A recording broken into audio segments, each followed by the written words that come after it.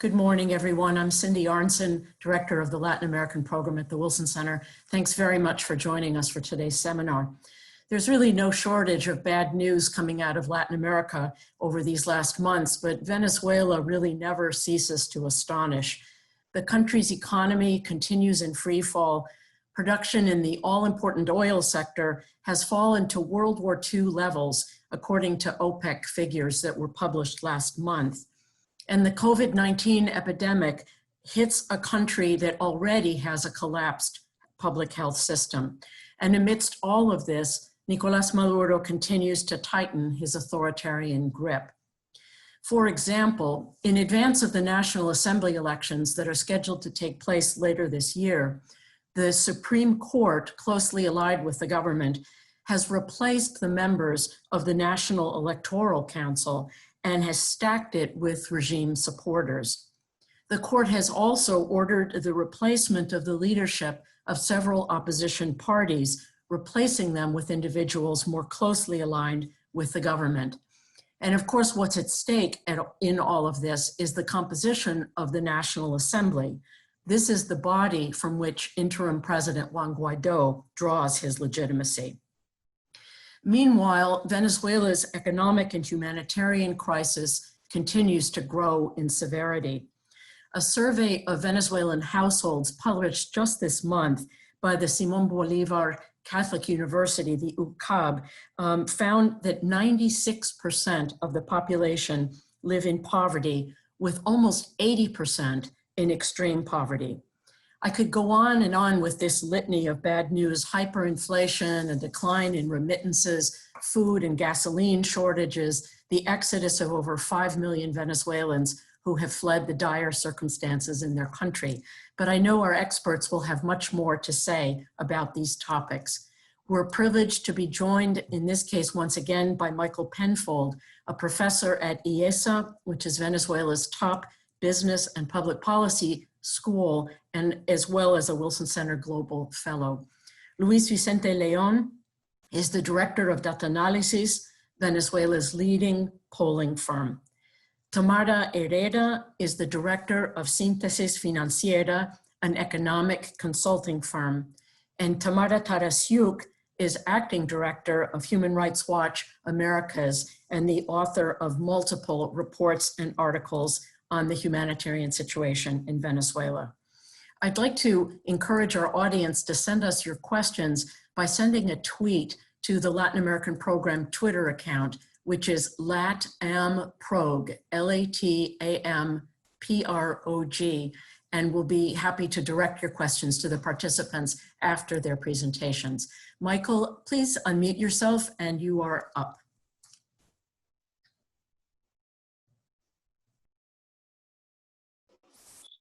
Thank you, Cindy, for the invitation and the Wilson Center for organizing this seminar. And I'm going to make some very brief remarks on where we are in terms of the current political juncture in Venezuela, which so far, it really reflects, as you said, a deepening of Maduro's authoritarian grip over power.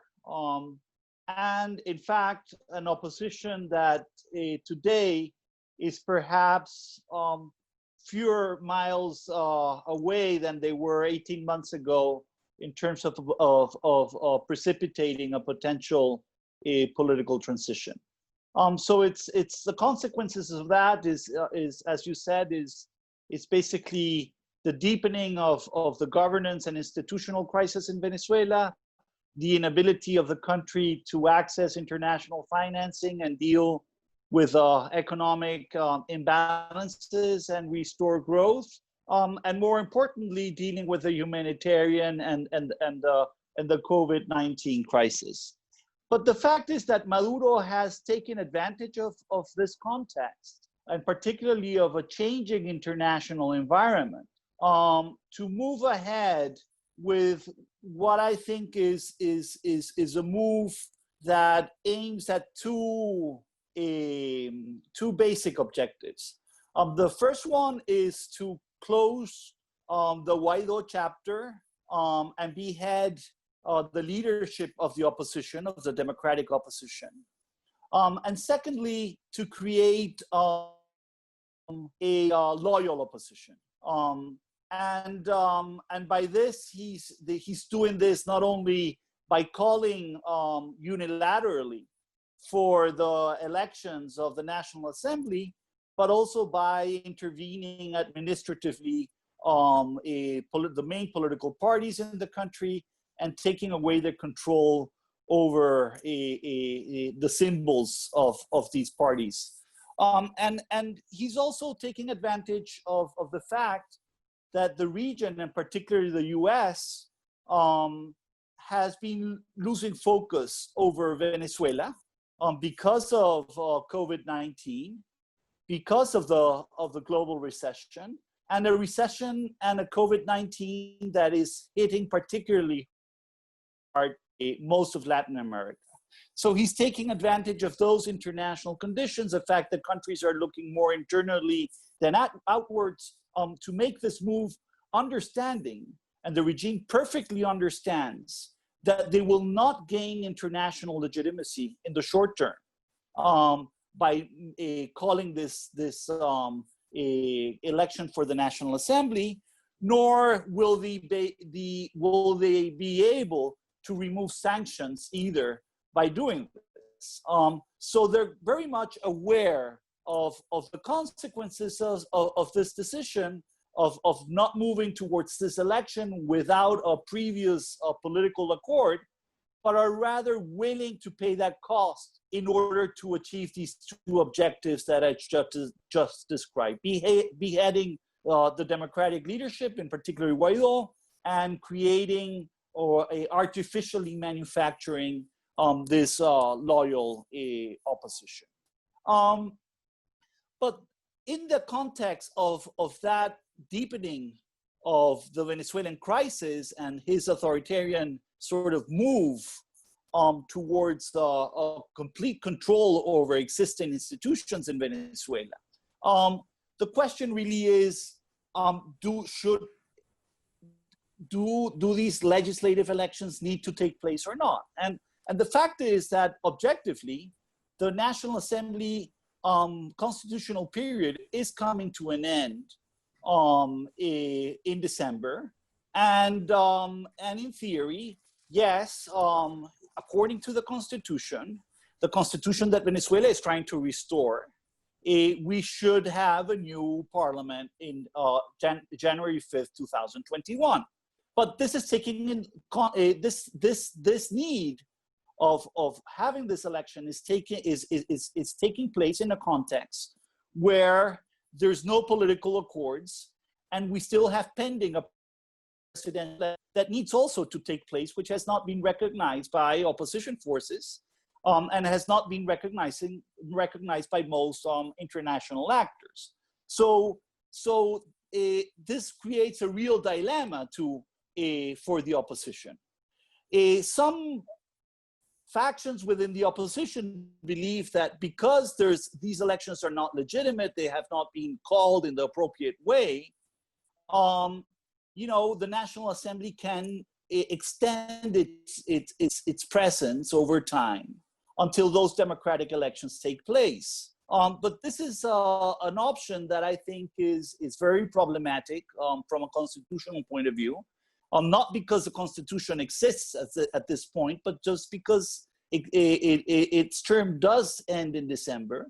And also because I think that by doing this, the opposition might lose some international support abroad, and the regime is going to take advantage of this to move the opposition basically towards exile, which is going to reduce its ability to precipitate any kind of regime change or political change in Venezuela in the short term. But what it does reflect, and I want to insist on this, is that if the regime proceeds with these legislative elections, the reality is that the 1999 Constitution in Venezuela, even though it's not operating at this point, and we can all agree on that, formally, after January 5th, 2021, it is formally dissolved. There will be no top powers in Venezuela with a democratic legitimacy in place. And basically the country is going to be left in a situation that is much worse than what we're facing today from an institutional point of view. So why is Maduro doing this, and why and what can the opposition do? And I'll leave it there. I think Maduro is doing this not only because he wants to achieve these two objectives of beheading the leadership and creating this loyal opposition, but also because they want to gain power of negotiation before the November elections in the US. The US continues to be a key player. Without sanction removals in Venezuela, there's no chance, I think, that that there could be any way to move forward in any relevant way in Venezuela. But Maduro is basically gaining that power of negotiation and waiting until November to see whether Trump gets reelected or Biden gets reelected. Independently of any of these outcomes, we're seeing Trump slowly moving in a different direction towards Venezuela, very mildly. Biden also very firmly, like Trump, very interested in the Venezuelan situation, but also perhaps looking at alternative ways on how to deal with Venezuela, given the fact that 18 months down the road, the international pressure has not been enough to bring down the regime. So Maduro can actually, after the US elections, postpone the legislative elections if he feels that the international community, and particularly the US, responds in a different way. And I think that's an optionality he did not have before that he now has. And that also explains from a very rational perspective of why he's doing this. And if he doesn't get that, he will still move with this objective of beheading the democratic opposition altogether. The opposition on the other side, and I'll conclude here, has basically very difficult options ahead. And these options are even more difficult to activate because there are internal rifts within the opposition that it's making it more difficult to coordinate any political position.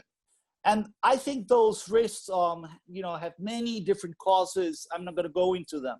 But I think that it is a fact that, without any coordination at the political level and reconnecting with society in Venezuela, which is coping with a terrible situation from a humanitarian perspective, the ability of the opposition to force from the internal perspective a different outcome, a different dynamic is going to be very difficult.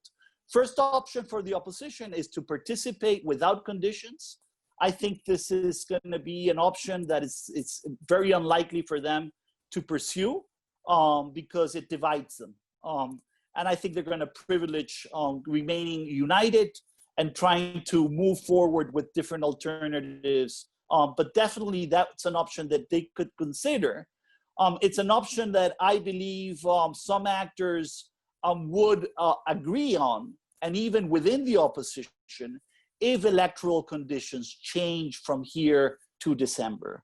So, but electoral conditions will not change without any previous political accord. The problem in Venezuela is not elections. The problem in Venezuela is we're lacking institutions, and those institutions are impossible to restore without any kind of significant and substantive and strategic negotiation that allows for these electoral conditions and these guarantees and these institutional guarantees to be created. Without those conditions, I think the likelihood that the opposition will participate without those circumstances are low. Second option is to use the same transitory statute that was created to justify Guaido's interim government to basically extend the constitutional period of the National Assembly and create and extend, therefore, the interim government. There are very different ways to do this. One could be, a potential just political interpretation of that constitution. Others are talking about using democratic mechanisms like calling for some kind of consultation, the same way that was done in July 16, 2017, which obviously is going to be very difficult to enforce because it lacks also sort of the broader consensus and the institutional guarantees for them to be binding. But it would be sort of a political a response to Maduro, in the hope that this decision to move forward with the National Assembly will basically play out as a replay of the presidential elections in 2018. And the third option is really trying to move towards resistance, accepting their inability to postpone that decision by Maduro, moving towards resistance and trying to realign the international community in a different way. I'll conclude here, and just with a very final remark. And overall, my view, it continues to be that without any significant political negotiation, that includes a very close realignment between the different international actors, the US, Colombia, Cuba, Russia, China, that has a strong arming to force some substantive negotiation, it's going to be very difficult to move forward in Venezuela and address the deeper issues. But this has to be done in a context in which each side pays a cost, a high cost, for entering into these negotiations, which they haven't done so far. So it's very simple for them to exit any negotiation process. You need to ask them either to release political prisoners, or you have to have some concession also on behalf of the US, bringing back, for example, the economic context to the situation where it was in August last year by, for example, removing, while they're negotiating, secondary sanctions, not all sanctions, but secondary sanctions, and bringing the negotiations back to where they were when they were mediated by Oslo in Barbados. So I'll leave it there, Cindy. Thank you. Michael, thanks for that always perceptive as well as rather sobering analysis. Luis Vicente Leon, what do public opinion polls show us about where we are in Venezuela now? Yes, thank you for, let me check here, share my exact. Yes, thank you, Cindy, for your invitation to give you my Venezuelan overview. Let me put it in directly to the data that we collect.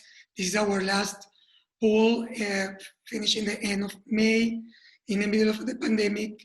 And if you see here, what is the level of support of Maduro in Venezuela? He is about 13%, which is more or less the same level that he has from October 18. So he hasn't changed so much in the last 2 years. But if you check, for example, the level of support of Juan Guaido, he started in February 19 with 61.2% of support in Venezuela, and this support went down until 36% in March, exactly before the quarantine, and now he is having about 25% of support. It means that Guaido is losing the public support in Venezuela, and in my opinion, it's clear that time without results explain this curve very easily. In reality, the Venezuelan people has a big disappointment right now.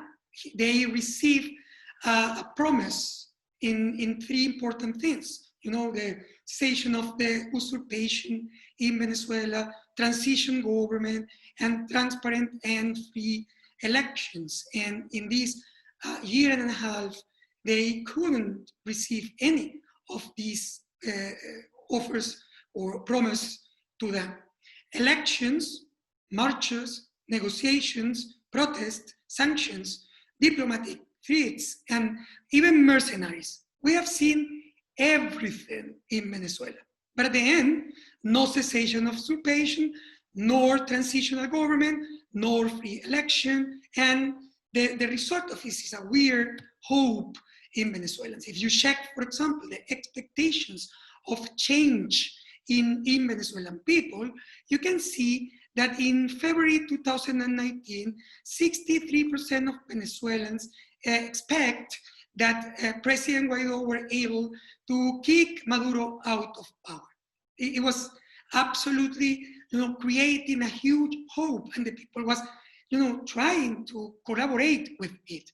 If you check our data in May, you can see that just 17% of Venezuelans think that 19%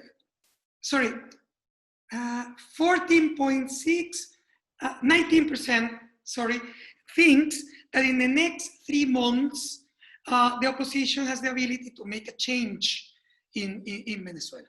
This is a dramatic change in terms of hopes. The people is absolutely lack of confidence that the opposition right now could in reality produce the change in Venezuela. And in this, if you check why, when is the support, what is the support of Guaido? The support of Guaido doesn't come from his work in history or his ability as a leader, etc. The support of Guaido comes from hopes, the esperanza of change. And what is happening in reality is that the perception of power of Guaido is going down. The people is not seeing any concrete results, and of course, it affects the popularity of Guaido. But the most important thing is what happened in the middle of the pandemic. In the middle of the pandemic, if you analyze it theoretically, you can see that this is a wonderful opportunity for the opposition to take advantage of the crisis. We are living a huge crisis in Venezuela, and the majority of the people is evaluating in the bad way the government of Maduro. But in reality, what happened was that the opposition was linked with the offer they had in the very beginning, in the 2019. They were talking about political issues, changes, and sanctions. They didn't talk about to help the Venezuelan people in the middle of the crisis. They just talk about what to do in order to kick Maduro out. But the people is not expecting that they could do it. So in this situation, if you ask, for example, do you agree with the sanctions imposed by the United States? And the opposition is supporting the idea of sanctions coming from the United States. I'm talking about general sanctions, oil sanctions, financial sanctions. I'm not talking about the personal ones.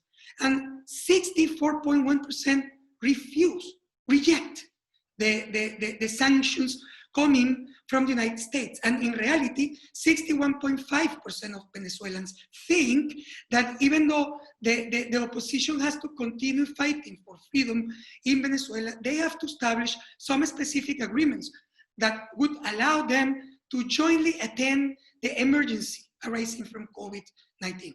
But the opposition didn't do this. They was talking about stop, for example, the gasoline coming from Iran, or supporting the idea that we have to reinforce sanctions because Maduro is almost ready, which is not true at all. The reality is that the opposition is asking the country to support more international pressure and prop up the fight for changes, and the promise is to free up resources the next day.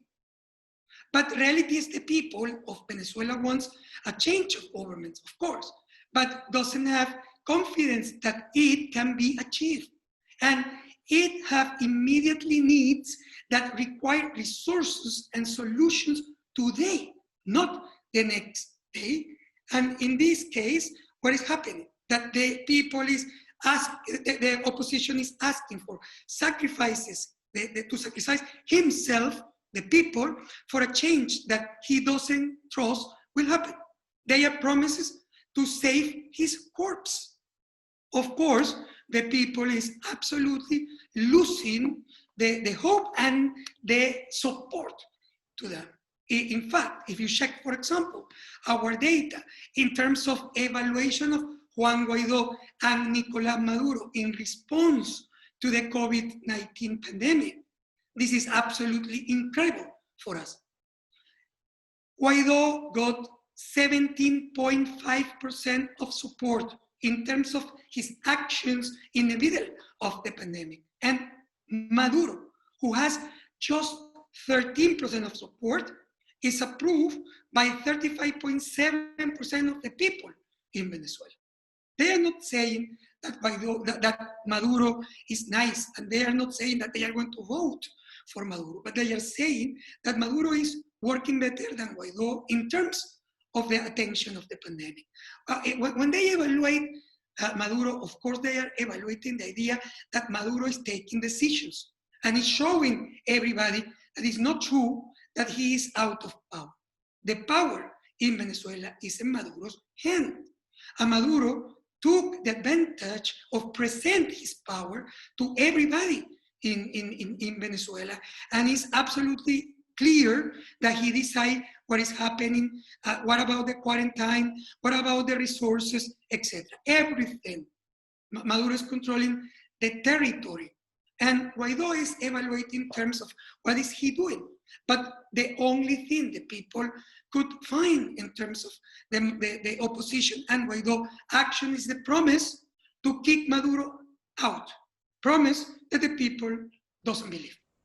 Well, with this, of course, the government has, as Michael explained before, the government is trying to finish with this, act, with this action of Guaidó, the symbolic thing. He has to destroy the symbolism of Guaidó and the opposition. And they started not now with the National Electoral Council or we were taking over the directory board of the most important political party. It started in January when they tried to kick Guaidó out of the National Assembly presidency. They tried to buy votes, to buy representatives, to put some of them in prison, to exile them. But at the end, they couldn't. The counts was not enough to have the votes he needed to destroy Guaidó in the election inside the National Assembly. So now he decided to continue with the parliamentary election strategy. And the parliamentary election strategy, in my opinion, is a lose-lose situation for the opposition right now. It's a lose-lose situation. Why? Because in the past, we have a dilemma about participate or not in an election controlled by the government without transparent election conditions. But in this moment, this is a false dilemma. It's a false dilemma because in reality, the possibility for the opposition, even united, and it's very difficult to imagine that they are going to be united, but even united, it's so difficult to imagine that the people of Venezuela absolutely lack of confidence, fracture, doesn't accept the invitation to participate in this election. There is not any leader with enough force to convince the people that this is a good idea. In my opinion, the most likely scenario if the opposition decide to ask for election is abstention. Fracture, some people is going to vote, but a huge abstention, which is a huge risk for the traditional opposition, for the institutional opposition. But on the other hand, abstention is a lose situation as well. Because of course, it's an easy way to connect people, but we are full of conflict of interest inside the opposition. Being honest, I can, list a lot of people inside the opposition and inside the interim government that is not interested in any election, is interested in the theory of administrative continuity to maintain what they have right now, and it could be into risk in the middle of even a transparent election in Venezuela. But what happens if we call for an abstention, and even if the abstention is a huge quantity of people? Well, the reality is that with the administrative continuity theory, it goes to irrelevance because the confidence spreading. If you cannot revalidate the institution of the opposition, how long do you think that the people of Venezuela is going to maintain the support to them? But going further, what is going to happen with the international support? If you can check, for example, that right now, even Trump is talking about the weakness of the opposition of Venezuela. So you can see something like, President Aristide going around in the world, and months after, he was absolutely irrelevant. On the government in exile of Cuba, attending people in a restaurant in the Calle Ocho in Miami, or the exiled government of Spain, etc. So I am going to stop here. Anyway, what I want to say is that right now, the only real opportunity for the opposition and the real risk for the government is if somebody starts thinking out of the box and create some real punishment code strategy in order to create a momentum. But it's calling not for an election to elect representatives in the National Assembly. It's calling to vote for punishment against the government, and they have to present something so different. Like, for example, the mothers of the guys, the kids who was killed in the protest in Venezuela, or the spouses of the political prisoners and whatever. The society of Venezuela trying a triangulation, political triangulation, trying to move people not to elect a National Assembly, to protest the day of this election, for example, or other scenarios in linked with the military sector, but I prefer to leave it here and talk in any question further. Luis Vicente, thank you so much. And maybe we'll get to your next slide about the scenarios. I'd be fascinated to hear that. Next, we'll hear from Tamara Herrera, who will be, if I'm not mistaken, speaking in Spanish. We do not have translation. We're not yet technologically sophisticated enough to have those two channels. So Tamara, por favor. Thank you. Good morning. First of all, I'm very pleased to be here, and I'd like to thank you all, especially Cynthia, for understanding that I'll be addressing you in Spanish. I'll be more at ease, so thank you very much again. Yo quisiera partir de, resumidamente, dónde está Venezuela, la economía de Venezuela. Y lo que pretendo es hacer un retrato muy concentrado, el retrato al cual sobreviene la situación del COVID que atrapó al mundo y qué es lo que ha continuado haciendo o no el gobierno y cuáles son las opciones de política económica que están sobre el tapete para un país en la circunstancia política y económica de Venezuela. Y dicho esto, diría que lo mejor es comenzar diciendo cómo cerró o cómo abrió este año 2020, después de un Producto Interno Bruto donde se produjo una nueva caída después de la larga lista de indicadores que Cindy leyó al inicio de este encuentro, pero esa caída es una caída récord en toda la historia de Venezuela, o sea, no solo es la séptima, sino que es récord, es una caída de 30%, es una caída que reduce el Producto Interno Bruto a 28 millardos apenas de dólares. Eso significa estar hablando a $900 per cápita de la población en el 2019. Es una economía que llega a esta circunstancia acumulando problemas.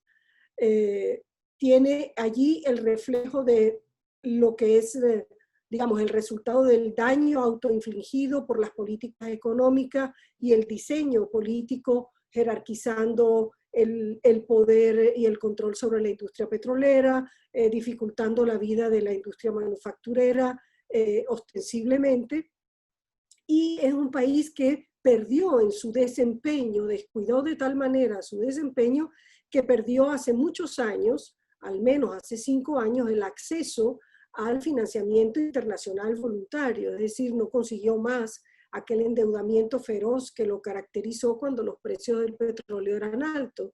Así que la pérdida de acceso y receptividad o receptividad para el refinanciamiento se perdió. El gobierno se marginó en el 2011 y PDVSA lo último que hizo fue en el 2014, y digamos que lo último que no estoy expresamente considerando fue la operación de canje de PDVSA, porque desde mi opinión personal es una operación de canje de deuda que es una más de una larga lista que no voy a citar ahora, pero la perla de las condiciones de gravedad, de fragilidad y de baja credibilidad financiera internacional de Venezuela, que tuvo que ofrecer un canje porque sabía que no iba a poder pagar en el 2017, y para que ese canje fuera aceptado en todas las negociaciones tuvo que hipotecar a Citgo.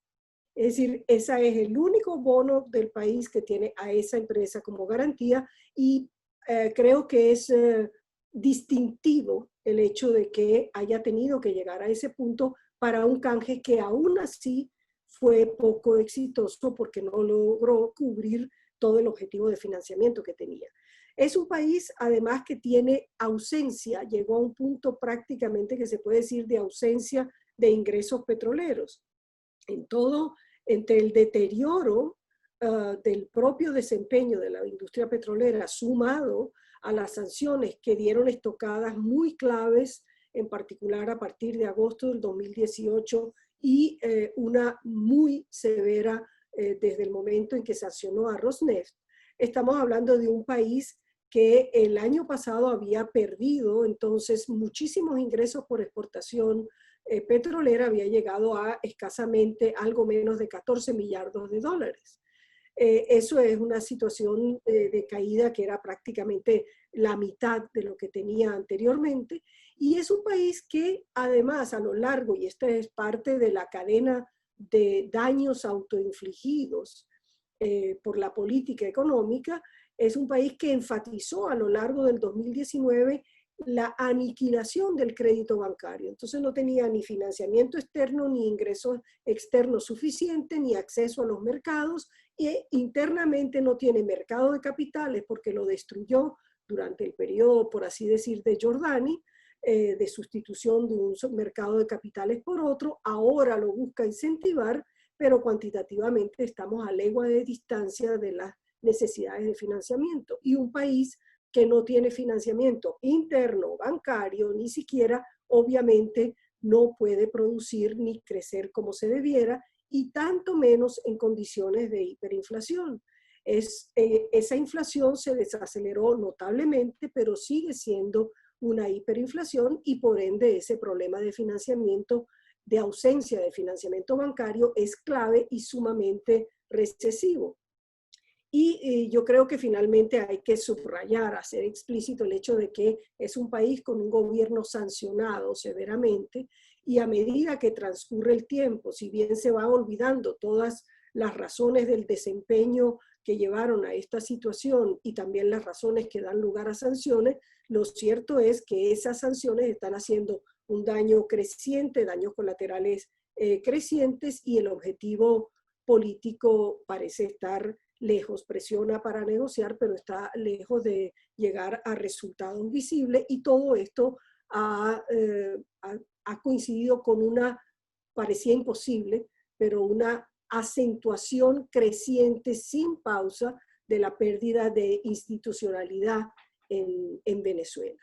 Entonces, con un país que llega a esa situación, que perdió sobre todo la esperanza de posibilidad de cambio en el 2019, tiene un sector privado que, una vez que se dio cuenta que no iba a entrar en una fase de cambios decisivos, sincera su downsizing.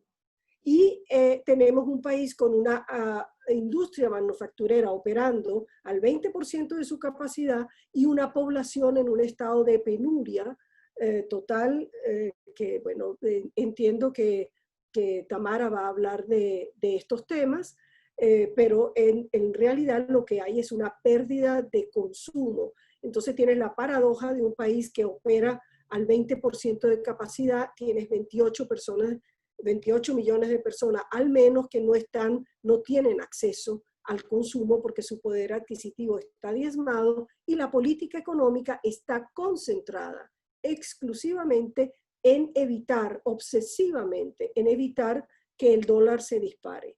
Y para eso no ha hecho otra cosa que restringir el crédito bancario, el crecimiento monetario en la medida de lo posible, intervenir recesivamente, prolongando entonces un ajuste recesivo de que ya entra en su segundo año continuo, para evitar para lograr la salida de la hiperinflación. Esa puede que al final de este año salgamos de la hiperinflación en términos técnicos, pero es una salida extremadamente frágil e inestable, porque las salidas sólidas de la hiperinflación son las que estabilizan con perspectivas de crecimiento. Y con esto voy a señalar algo que yo he llamado el pasivo intangible más importante que tiene este gobierno y el territorio que él gobierna, que es la ausencia de confianza.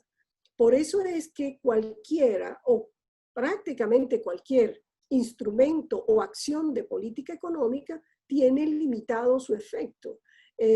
O es nulo o es muy limitado, porque nunca logra realmente tener una credibilidad suficiente como para que los estímulos no se traduzcan en nuevas disparadas del dólar y de la inflación, porque no hay credibilidad, porque la demanda de dinero está desplomada. Es decir, la disposición de los venezolanos, sean consumidores o sean productores o sean comerciantes, para retener un bolívar que tengan es nula, y lo que buscan es inmediatamente una cobertura en dólares para protegerse de la inflación, o porque es la única vía de operar en la pequeña escala en la que se vive. En estas condiciones, el gobierno ha pasado a limitar la única concesión, digamos, dentro de ese enfoque prolongadamente recesivo que lleva ejerciendo, es el aumento de estos bonos, de las transferencias directas a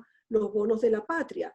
Hasta hace un mes, ese crecimiento de esos bonos, que obviamente es la única respuesta que ha dado al COVID, contrariamente a la diversidad de mecanismos de apoyo que se ven en distintos países del mundo, solamente se limita a este apoyo y ha perdido el alcance de su propia caja CLAP, dadas las dificultades de importación, y tiene que ceder espacio al sector privado, que no logra incentivar suficientemente.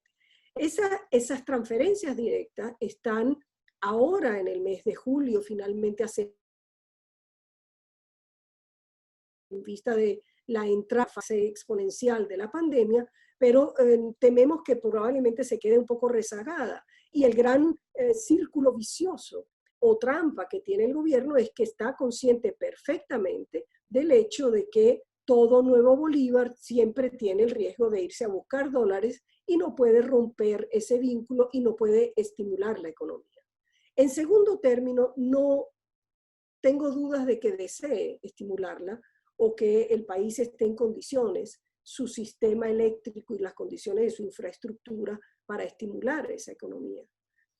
No creo que el gobierno haya manifestado esas intenciones, tan es así que los únicos esfuerzos y la dirección de política económica más relevante que acompaña a ese enfoque recesivo a través de la política monetaria es la eliminación o reducción radical de aranceles de bienes de consumo predominantemente, cosa que deprime más a la economía y la formación de puestos de trabajo, y al mismo tiempo también mantiene una moneda que ha ido aumentando su sobrevaluación, lo cual también continúa debilitando el tejido industrial venezolano. Entonces estamos llegando a una situación donde difícilmente puede, personalmente creo que ni en esta coyuntura no cabe ni siquiera pensar cuál es el programa de ajuste de Venezuela, sino qué es lo mejor que puede hacer el gobierno para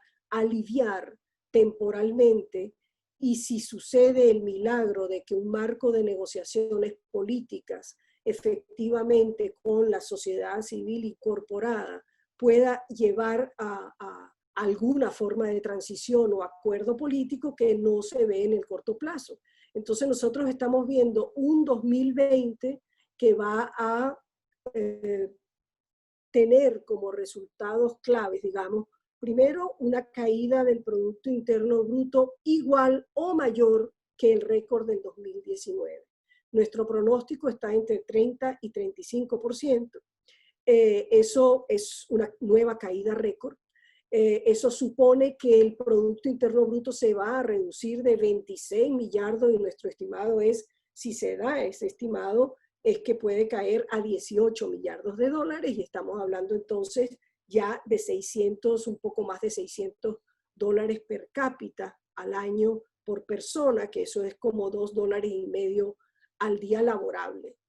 Solo para decir el problema en el que todavía estamos, a pesar de que el éxito, entre comillas, del gobierno con esa apretada de la política monetaria es que ha llevado la hiperinflación de una situación cercana a 10.000 el año pasado. Nuestro pronóstico, nuestra estimación era 9.800, creo que el Banco Central salió con 9.500, y estamos nosotros viendo ahora una reducción a 4.500, lo cual sigue siendo hiperinflación, pero es el gran y prolongado éxito con una medicación que induce el coma de la economía, y como si no hubiera 28 millones de personas que alimentar.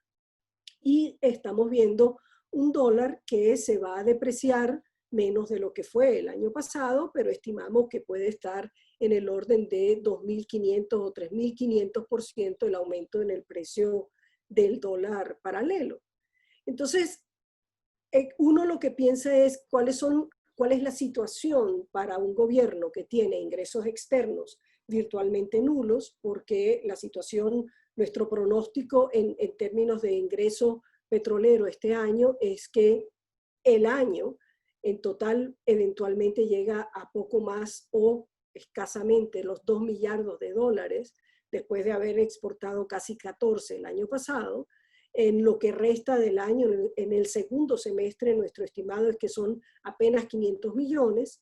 El oro está absolutamente acorralado desde el punto de vista práctico por las sanciones y además por la depredación que existe con el oro, el arco minero y todas esas condiciones donde la economía negra, por mucho que se magnifique su dimensión, lo cierto es que no permea al interno de la economía. Ese es un dinero que se reparte y no está influyendo ni siquiera secundariamente en forma beneficiosa al país. Entonces tienes un país con un parque refinador destruido, que fue en declive progresivo, y la manifestación máxima de ese abandono fue la tragedia de Amuay, cuando la más grande refinería del país tuvo ese estallido. Desde entonces Venezuela incrementó sus importaciones, tiene dependencia de esas importaciones petroleras, ahora escasamente y de manera inestable. Oficialmente se dice que está produciendo 30.000 barriles diarios de gasolina. hay una aparente buena noticia en materia de ingresos o al menos de suministro vía swap petrolero con la India y con Eni, que aparentemente no entra en conflicto con la OFAC, toda vez que se trataría de swaps y o exportaciones para la cancelación de obligaciones con el proveedor. Entonces, las limitaciones que tiene son ausencia de ingresos, dificultad para colocar el oro, servicios públicos en pésimas condiciones, el parque refinador en muy malas condiciones y por lo tanto dependiente de más importaciones de gasolinas o de sus insumos, y tienes esas dos cosas que no cesan de estar presentes en Venezuela, como son la desconfianza y el desplome de la demanda de dinero. Entonces, en estas circunstancias, el poco margen de maniobra lo está dando el hecho de que la economía está reducida, es decir, está operando a un nivel de 20% de la capacidad ociosa, tienes espacio para estimular el consumo y una necesidad social impostergable de atender ese soporte al consumo, y tendrías que al menos proveer alguna forma de protección a la industria nacional, que tiene una competencia del exterior en estas condiciones de vulnerabilidad que son distinta posición a esta que la que yo tendría si estuviéramos delante de un cambio de plan y proyecto económico y político. Entonces no queda sino aliviar por esa vía y creo que aún así tendríamos una enorme deuda pendiente con el país. Creo que hasta que no haya efectivamente un acuerdo político sólido que involucre a la sociedad civil, que es lo que está quedando de los partidos políticos que están destruidos en forma sistemática a pesar de las sanciones, creo que es muy difícil que se pueda plantear una mirada a Venezuela que incentive el financiamiento externo, un retorno de capitales menos dosificado de lo que hoy en día está existiendo, y por lo tanto es muy difícil replantear un enfoque hacia la recuperación. Estamos en momentos de focalizarnos en la supervivencia en el corto plazo. Muchas gracias, espero no haberme extendido de los 10 minutos. Gracias. No, gracias, Tamara. We'll turn to our final speaker, Tamara Tarasiuk. We have a couple of questions. If you'd like to add your voice, please tweet us at @LatAmProg, our Twitter handle. We'll go over by maybe 5-10 minutes to be able to take those questions. Tamara Tarasiuk, you're up. Thank you. Thank you, Cindy. I'll try to be brief so we have time for the questions. And thank you for the invitation. It's a personal pleasure to be back even virtually at the Wilson Center where I worked many, many years ago. I just wanted to highlight a few things regarding Venezuela's humanitarian emergency. The truth is that Venezuela was facing a complex humanitarian emergency even before the pandemic hit. So last year, we produced a report documenting shortages of medicine, medical supplies, increasing levels of malnutrition. And this is the context in which COVID arrived in Venezuela. The report we released in April emphasized the need for a stronger UN apolitical response in Venezuela, because the only way that the aid is truly going to reach the people is through an apolitical provision of humanitarian aid. And until then, at the highest levels of the United Nations, there had been, I would say, a shameful silence about how bad the situation was in Venezuela. And it was only in 2019 that the UN Secretary General said for the first time that 7 million Venezuelans were in need of humanitarian assistance. And since then, the aid has started to scale up.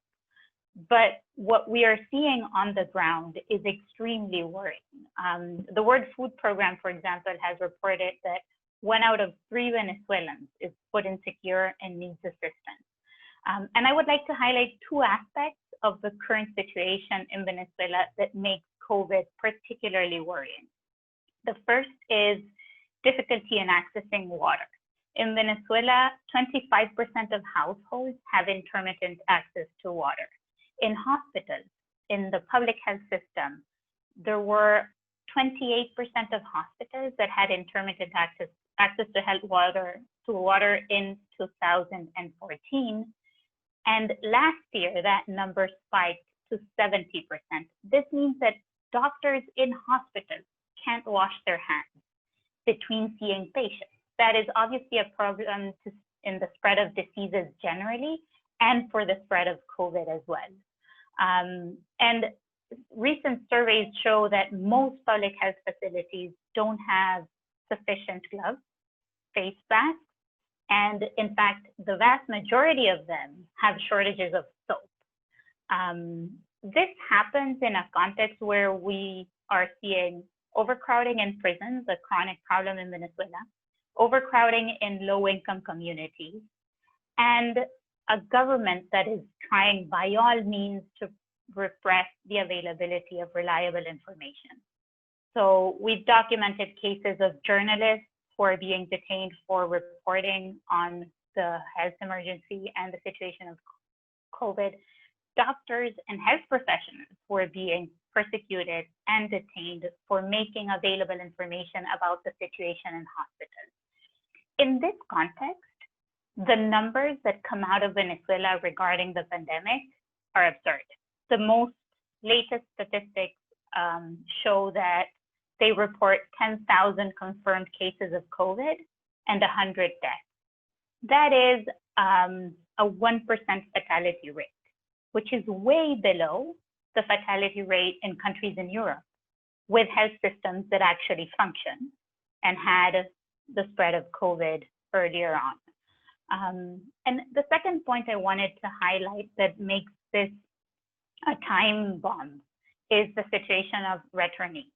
Cindy, you were talking at the beginning about the 5 million Venezuelans who have fled the humanitarian, political, and economic situation in Venezuela. What we're seeing now is that tens of thousands are returning. These are people who worked in the informal markets, mostly in Latin America. The economies in most of Latin American countries are suffering because of the pandemic. They don't have access sometimes to papers, sometimes to jobs, sometimes to health services, sometimes to all of this. And they decide to go back because at least they'll be home, at least they'll have where to stay, or they'll be able to see their families again. And what we're seeing is a very worrying situation at the border. The border between Colombia and Venezuela has 7 official checkpoints and more than 300 unofficial crossings. The government of Maduro has created a protocol to test returning Venezuelans that is designed for Switzerland and not for Venezuela. It says that everyone is supposed to be tested. Everyone is supposed to be held in a quarantine center for a certain amount of time before reaching their final destination. All of that would be great if it were actually implemented in a country that is not Venezuela and not by the Venezuelan authorities. What we're seeing on the ground is people cross the borders and they're stuck in grouped and overcrowded settings outside without water. People who actually just get the water they can fill in a water bottle from the rain. So they can't wash their hands. They can't maintain social distancing. When they do get tested, they get tested with a rapid test that, according to Johns Hopkins experts that are working with us on this research, is unreliable and could easily give a negative result that is a false negative. So you're taking people with a possibly false negative into quarantine centers that are overcrowded and have unsanitary conditions. And in practice, these centers are more likely to spread the disease than to contain it. And this doesn't even take into account many people who cross through the unofficial crossings that are not registered and never get tested and go to their home. These centers at the border are administered sometimes by the military, sometimes by local authorities. There is absolutely no consistency in the way they are being administered. And in addition to that, they not all have access and support from humanitarian actors. In fact, most don't. And humanitarian actors have limited access to just a few. So this is the context in which the pandemic is hitting Venezuela. The only way to address this is through humanitarian aid that is apolitical. The Venezuelan authorities under Maduro have a tendency to try to put a Bolivarian seal in the aid they distribute. And that clearly makes it harder for the aid to reach everyone. And it's important to ensure that this aid is implemented and monitored by independent third parties. There was a very good news a few weeks ago, and representatives from the National Assembly and the opposition and from the Venezuelan Health Ministry signed an agreement asking the Pan American Health Organization to implement humanitarian aid to address the COVID situation in Venezuela. It's very short, beautifully written. We don't know how it's going to be implemented, and we don't know who's going to monitor implementation. Those two things are key for this very important first step to actually make a difference. And the final point I will make is that given the gas shortages, the electricity issues that other panelists were talking about, to be able to actually deliver humanitarian aid to the interior of the country, where the situation is much worse than in Caracas, it's impossible to have the logistics and the infrastructure for that to happen. And the entity that has that capacity is the World Food Program. The authorities have been in ongoing negotiations to see if they allow the World Food Program to enter Venezuela. They have resisted that, possibly due to a very strong report that the World Food Program published recently about food insecurity and malnutrition in Venezuela. But what is critical for the aid to reach the people in the interior of the country is to press the Maduro government to allow the World Food Program and its partners to actually distribute aid throughout the country. I'll just leave it there. Tamarda, thanks so much. We've had 4 excellent presentations, which add a great deal of clarity and detail to the situation that we know is extremely dire, challenging would be the euphemism.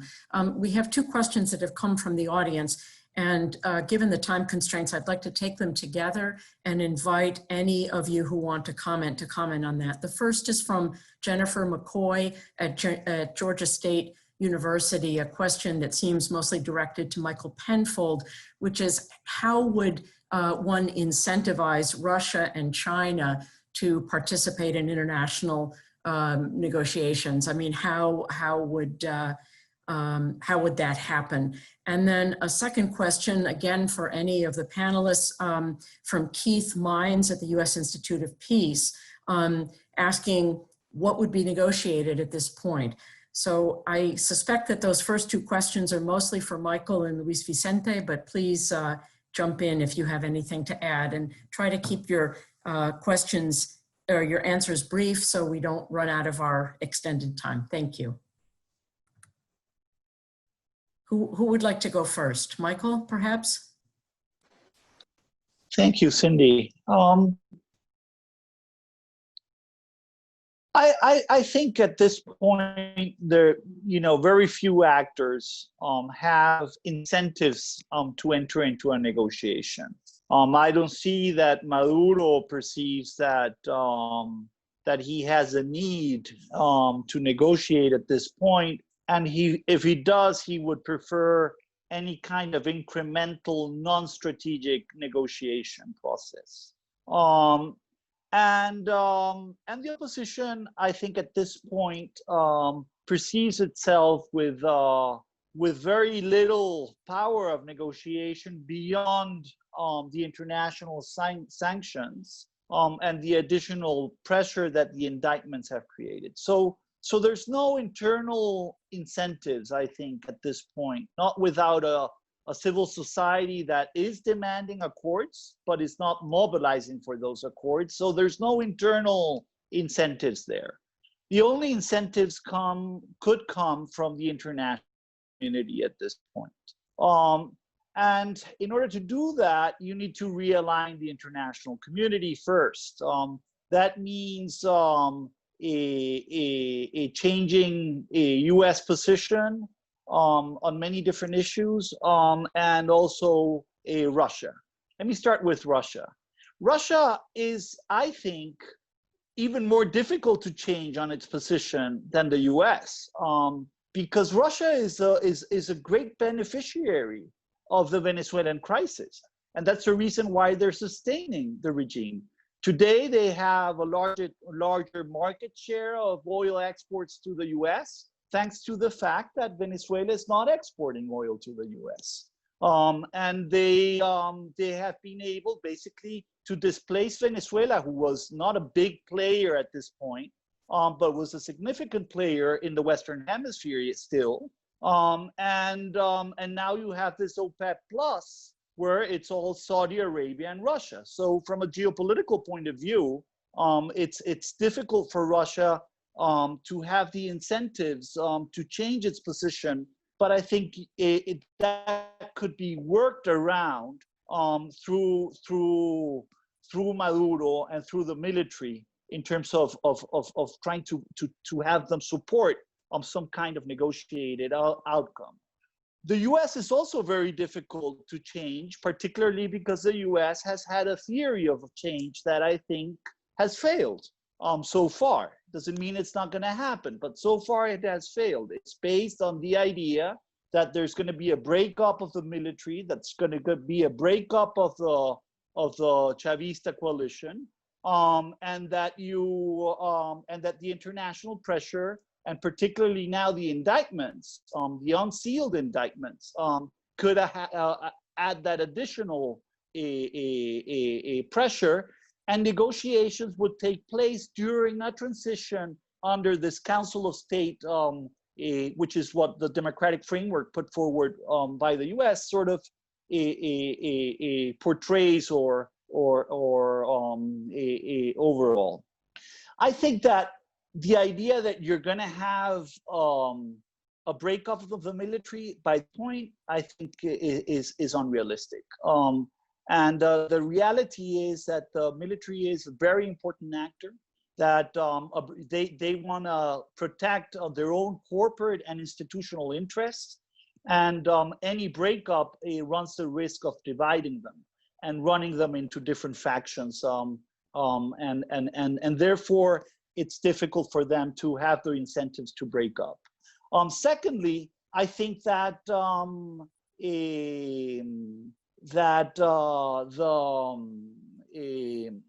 the idea that you are going to have a transition process in which the international community has too much leverage, not only because you require international financing, but also because you require international political legitimacy, is a type of transition that they would like.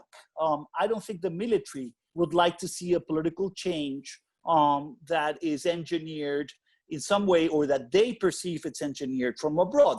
They want a transition process under which they are under control. And thirdly, they want a transition where they dress the king, not where they are the king. And because that's the way how they secure their interests, both economic, financial, and politically. Having said that, you know, the US, I think, it's obvious to me that the US right now is engaged in some kind of review of its policy, not of removing sanctions, but in terms of why hasn't this worked so far, despite the efforts, the international efforts that have been put into this idea of promoting this political transition in Venezuela, and it hasn't happened. And I think they're starting to accept, even through the democratic framework, that negotiation is some part of it. Now, how do you get the US? I think the US is the key actor from the international perspective, because the reality is that Venezuela right now is as sanctioned as Iran, and strictly even more isolated than Cuba. There are more than, pre-COVID-19, there were more than 10 to 12 flights operated by US American firms from La Habana to Miami. There's none operated right now by US firms from Caracas to Miami. So it's a country that is very isolated. I'm not saying it's because of those sanctions. I'm just saying that those sanctions and its effect, its broader effects, have created this kind of isolation. So I don't think you have much room left for this, adding more sanctions. Then you have the indictments. The indictments is a game changer for me. It's a different ball game altogether, because now even those actors that could have defected are not going to defect until they have all the guarantees they need in Venezuela, not abroad, because you're not going to be able to give them abroad. Not when you judicialize the whole process internationally. So it's going to be a difficult process. So negotiation even more. So you need to get back, and I'll conclude here. You need to get back to where we were in August 2019. The Norway process was well structured. It had the right agenda. The mediator was trusted by both sides, unlike the mediation by Rodriguez Zapatero from Spain, who the opposition truly distrusted, and for good reasons. And it had the kind of rules that the Vatican process did not have, okay? So you need to go back there. Well, how do you get back to where you need to get back to where the conversation, 70% of that agenda, according to the own opposition, negotiators, was basically done.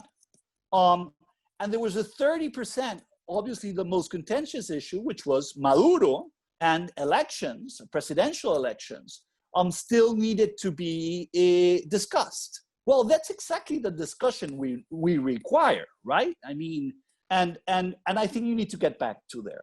Now, with secondary sanctions that were issued in August, which allowed the regime, especially when it was feeling the pressure from those negotiations, to find a perfect excuse to leave the table. It found it, it left the table. It was the regime who left the table. But in September, the opposition closed the process formally. So you need to restore it. And a good incentive to do that, for example, would be for the US to remove the secondary sanctions that were enacted in August last year, in order to make the incentive for the parties to go into the negotiations. Second thing you need both parties to pay up of entering into the talks. The reason why these talks fail is because both parties are still exploring their first order preference. Now, the cost of that exploration, and we're living it now with Maduro's idea that you can go for this legislative election without a political accord, the cost of that is paid by the population, and Tamara has done a great job describing the tragedy that Venezuela is facing. So both sides need to pay that cost, unilaterally provide significant building confidence measure that prove that they are invested in the negotiation process. And then you need strong arming from abroad. And that means coordinating US, Europe, Colombia, Russia, and China. Now, Colombia, I think here is a big player. Tamara has said we share a very large border, where the situation with the COVID-19 in Maracaibo, for example, is getting out of hand. It's a tragedy. And the collapse of the public services is affecting that area particularly hard. And we have an area where the illegal economy and illegal trade is coping most economic activity in that region. So you need this broader sort of environment, and you need to allow the humanitarian aid to come into Venezuela once that happens. I don't understand. It's very, Michael, excuse me. I'll conclude here. Yeah, okay, sorry. We're going to get cut off in 1 minute. So Yeah. if I'll let you finish, but I do want to thank everybody and thank No, everyone that's it. for I'm joining sorry. us. I'm sorry for taking too long. No, I'm we sorry. will be producing short videos that we will release on Twitter and other forms of social media. So we hope via that mechanism to continue this very important dialogue. Michael, if you have just one last sentence to wrap up, and I think then we're out of time. That I think we're desperate for the humanitarian aid to enter into Venezuela. but that has to come quickly, fast. It's Great. required. Couldn't agree more, and I'm sure Tamara agrees as well. Let me thank Michael, Luis Vicente, Tamara for your very excellent and expert analyses. The Wilson Center, as well as basically many concerned people in the United States and abroad, will continue to follow Venezuela very closely. We are deeply concerned about what's happening in the country and also the impact of what's happening in Venezuela on the rest of Latin America and the Caribbean. So you can count on us to continue these kinds of events and dialogue. Thank you very much. Thanks to our audience, and stay tuned for the short video clips. With that, we end. Thank you.